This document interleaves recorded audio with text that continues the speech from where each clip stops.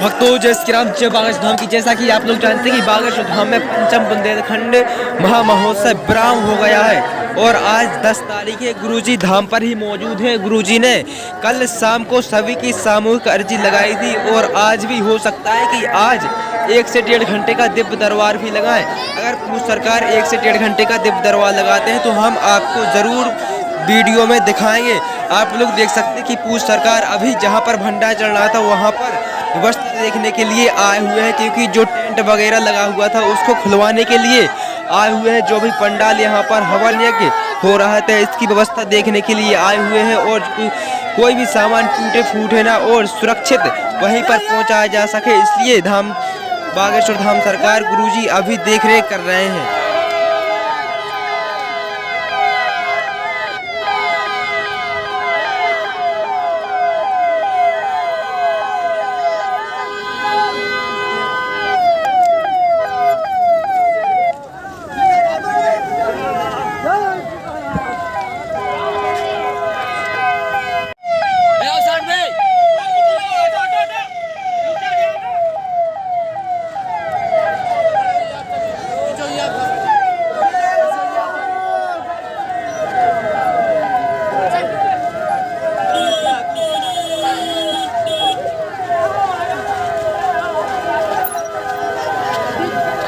सूखे ब्लॉक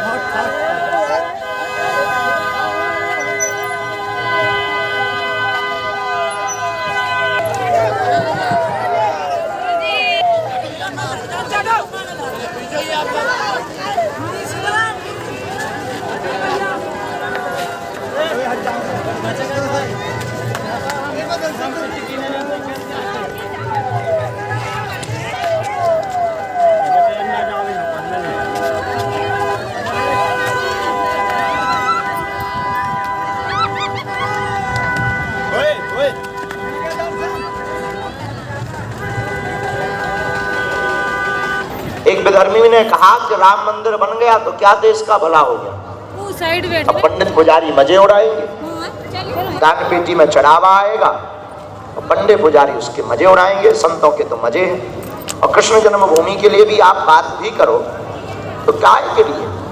तो विचित्र बात हमको सुनकर के ठेस पहुंची, तब हमने उसको बड़ी विनम्रता पूर्वक कहा कि पंडित पुजारी के लिए दान पेटियां नहीं है, भारत के विकास के लिए और सनातन के वर्चस्व को बनाने के लिए है। और राम मंदिर में न्यास है, वहां पंडित पुजारी तो केवल ठाकुर जी की सेवा कर रहे हैं, रघुनाथ जी की। उसका एक विधिवत न्यास है, ट्रस्ट है। उस न्यास के अंतर्गत वहां पर बैरिकेडिंग, साफ सफाई, सफाई कर्मचारी, वहां की व्यवस्था। तो जितने भी भारत के मंदिर हैं हम सब सनातनी हिंदू 2 पैसा 5 रुपया तुलसी पत्र अर्पित करते हैं, उससे केवल पंडित पुजारियों का भला नहीं हो रहा है। बागेश्वर धाम पावन तीर्थ की इस क्रांति से ये पूरी दुनिया को बताना चाह रहे हैं कि केवल मंदिर ही एक ऐसे हैं जिससे हिंदुओं में एकता हो सकती है।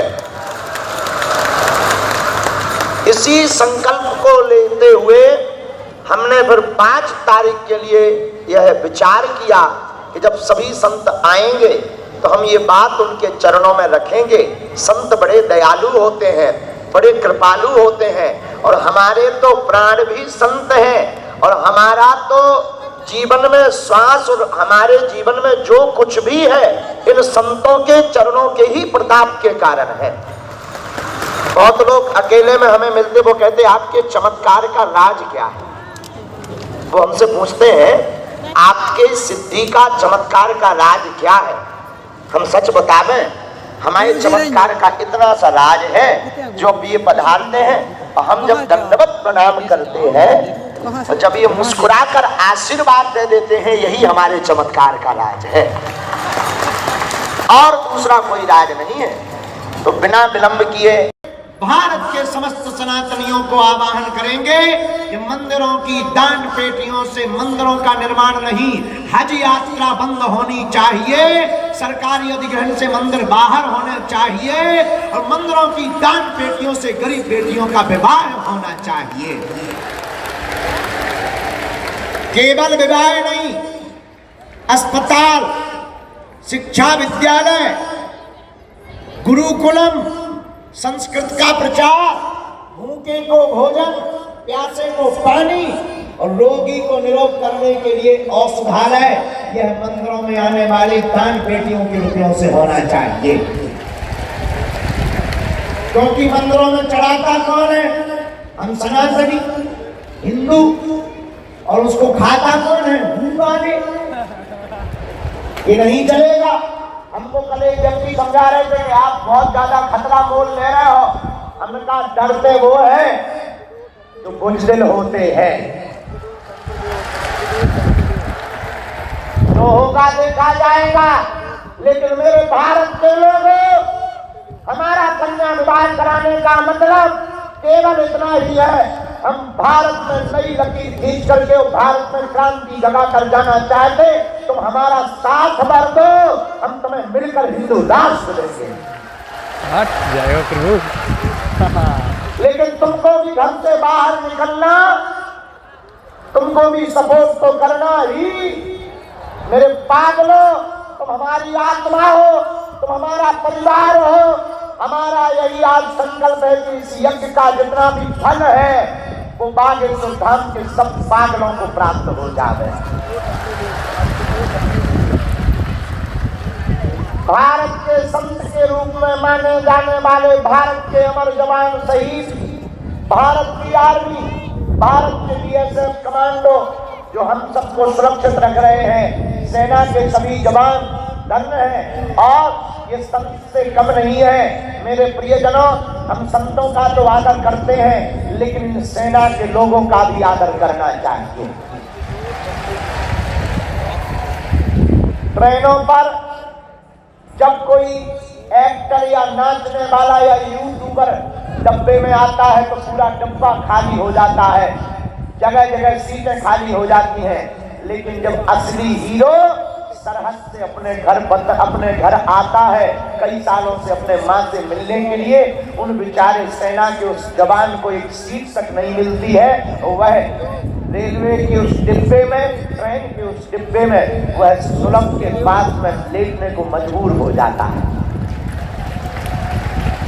हमने जब ये पीड़ा देखी और हम जब गुजरात में कच्छ और पाकिस्तान बॉर्डर के बीएसएफ कमांडो की इस बटालियन में गए, हमने पाकिस्तान के बॉर्डर को भी नजदीक से देखा।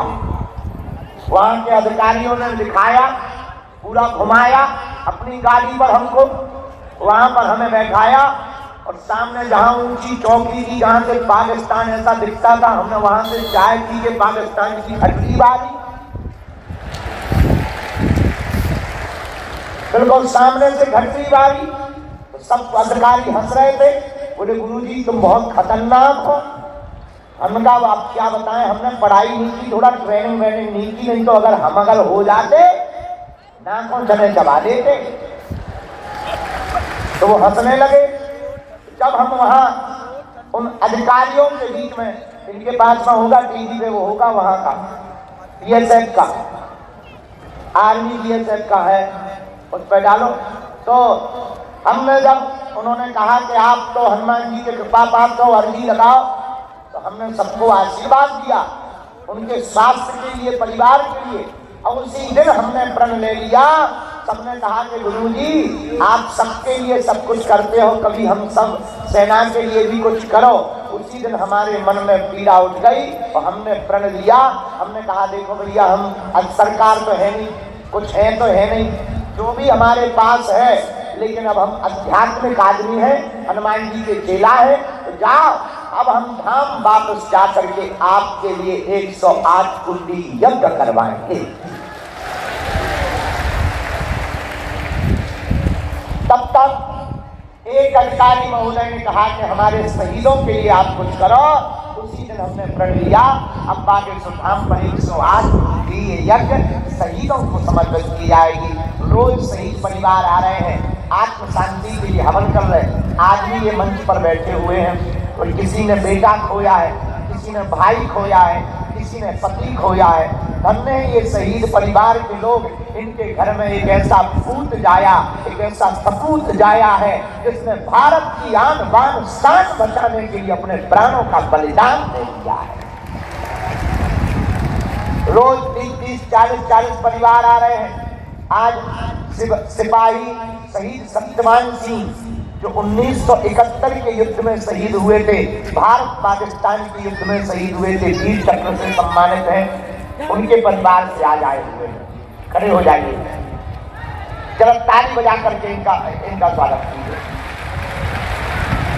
नायक शहीद खैम सिंह 1999 में कारगिल का जो युद्ध हुआ था उसमें शहीद हुए थे।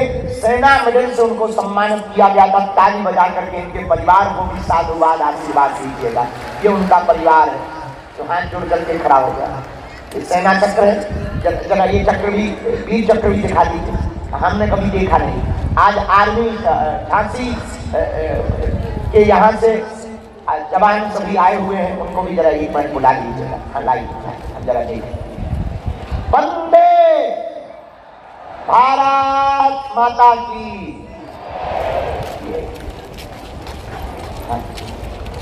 अच्छा, ये वीर चक्र 3 मेडल इनको मिले थे। ये वीर चक्र दिखाइए।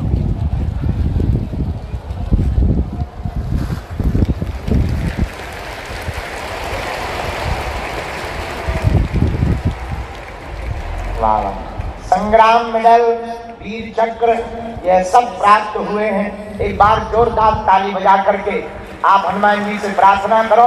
और भारत के लोग हमको जितने मानते हैं और देखते हैं, एक बात और सुनो, जो टीवियों पर आते हैं वो असली हीरो नहीं है, वो तो नचैया गवैया है। असली हीरो तो यह है जो अपने परिवार को छोड़ करके हमारे देश की रक्षा करने के लिए जाते हैं। इसलिए उन हीरो के पीछे तुम दिन भर बर्बाद करते हो, एक सेल्फी लेने के लिए, एक फोटो खिंचाने के लिए।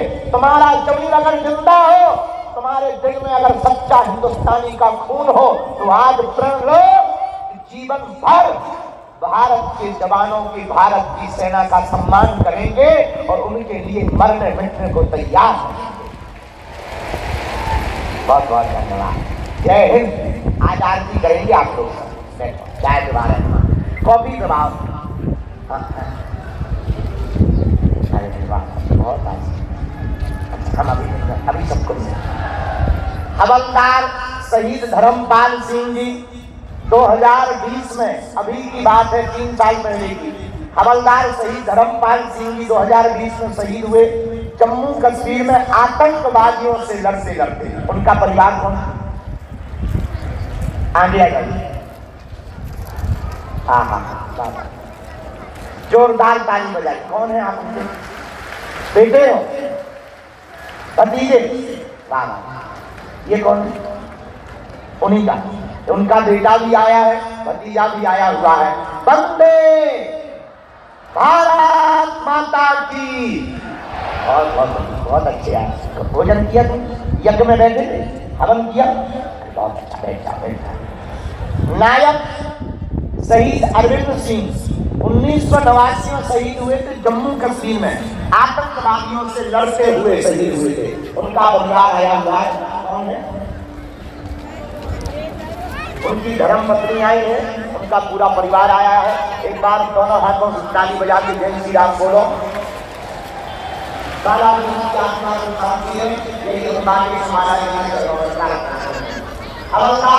शहीद हुए 2020 में शहीद हुए थे जम्मू कश्मीर में, आतंकवादियों से लड़ते लड़ते उन्होंने आतंकवादियों को नामों से चला दिए थे। एक बार ताली बजाकर जय श्री राम बोलो।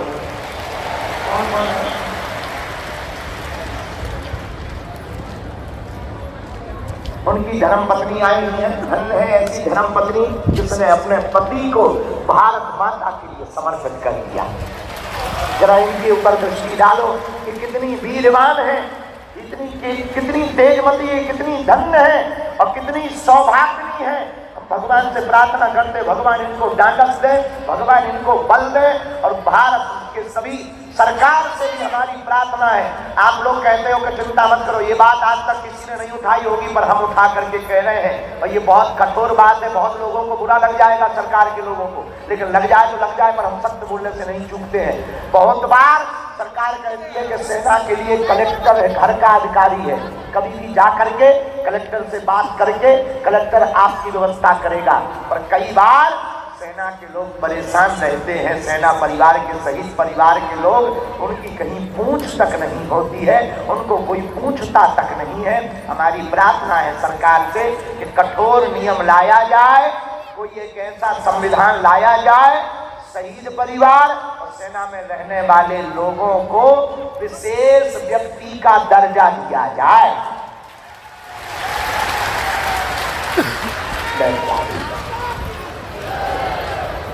जय सिया राम।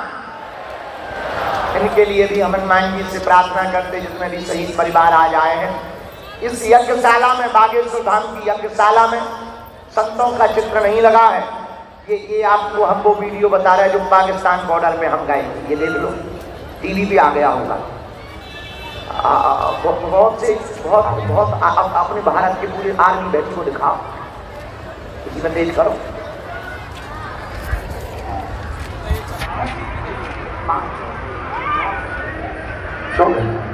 पांच, ये नहीं है, हाँ ये है। वहीं बिल्कुल बगल में पाकिस्तान बॉर्डर था, वहीं पर हमने ये वही सीट है, ये वही गद्दी है जहां से बैठ करके हमने प्रण लिया था कि हम अमर जवान शहीदों के लिए यज्ञ करेंगे। बोलो जय सिया राम, जय सिया राम। अच्छा एक बात और, इस यज्ञ के शहीदों परिवारों में केवल हिंदू नहीं है, सभी हैं। और आपको बता दें, सबकी हमने फोटो लगवाई। हम किसी भी मजहब के विरोधी नहीं हैं। जो वंदे मातरम बोलेगा, जो भारत माता की जय बोलेगा, जो जय श्री राम बोलेगा, वो हमारा है, बाकी सबसे किनारा है। 100 की सीधी बात है। अब भारत के सनातनियों से भी प्रार्थना है कि पागलो, हम अपने लिए नहीं दिन रात मर रहे हैं, हम भारत को विश्व गुरु बनाना चाहते हैं। तुम्हारी जिम्मेदारी है, उठो, जागो, तुम अपने स्वार्थ से ऊपर उठो। तुम्हारा स्वार्थ सिर्फ चमत्कार देखना और पर्चा बनवाना ना हो। जो जो संकल्प हमने लिए हैं उनको पूर्ण करने की जिम्मेदारी तुम्हारी ही है, क्योंकि तुम हमारे परिवार के सदस्य हो, और तुम्हारी समस्या मिटवाने की जिम्मेदारी हमारी है, क्योंकि हम तुम्हारे गुरु जी हैं। बोलो जय सिया राम, हर हर, जोर से बोलो। नारायण भगवान की कृपा हो जावे, आप सबकी अलाय बलाय भग जावे, सबकी अर्जी बागेश्वर बालाजी के चरणों में लग जावे, सबकी विपदा संकट हट जावे। और अब हम सन्यासी बाबा जिनके पास 46,000 सिद्ध हैं, बागेश्वर धाम स्वयंभू श्री बागेश्वर हनुमान जी महाराज हैं, उनके चरणों में ये प्रार्थना करके कहते हैं, जितनी अलाय बलाय प्रेत बाधा के रोगी हैं, इस यज्ञ के आहुति के साथ साथ इनकी प्रेत बाधा भी पूर्णाहुति में समाहित हो जावे। ऐसी हम हनुमान जी के चरणों में प्रार्थना करते हैं। मुट्ठी बांध लो दोनों हाथों।